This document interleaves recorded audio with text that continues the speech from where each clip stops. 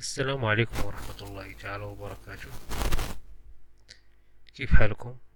اليوم ان شاء الله غادي نشوفو هاد الجهاز هذا اللي بيه عطل روانتا اللي كيخدم بترونسفور 400 واط غير مستهلك للتيار الكهربائي.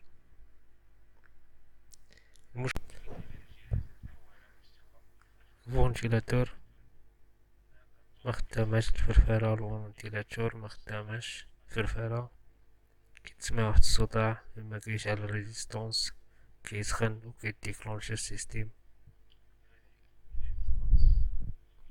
كل ما كنحتاجو هو نديمونطيو هاد الجهاز هذا، كنحيدو الفوليم الخاص التحكم في دوران المشط.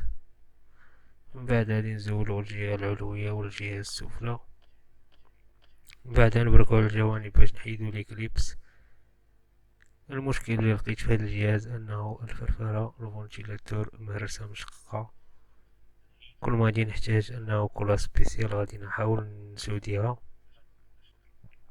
بالنسبة للمحرك يعمل، المحرك المشط يعمل ليس به مشكل. المشكل وهو في الفرفرة الفونتيلاتور التي بها كسر، نحاول نسديوها باستخدام.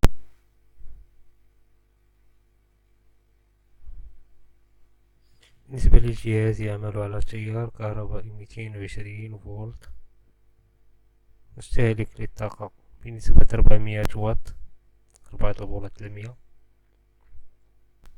إنه اقتصادي شيئا ما، يحتوي على مشطين، مشط صغير ومشط كبير.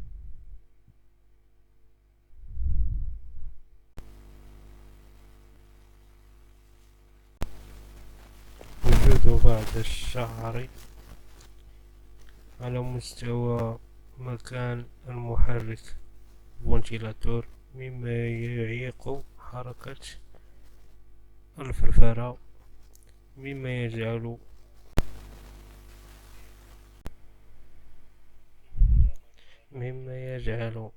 من الريزيستانس يسخن ويجعل السيستم يفصل دون ظهور أي نتيجة على مستوى هذا الجهاز من ناحية التسخين. المشكل كان هو في انكسار الفلفارة الفنتيلاتور، قمنا بتغييرها، الجهاز الآن يعمل.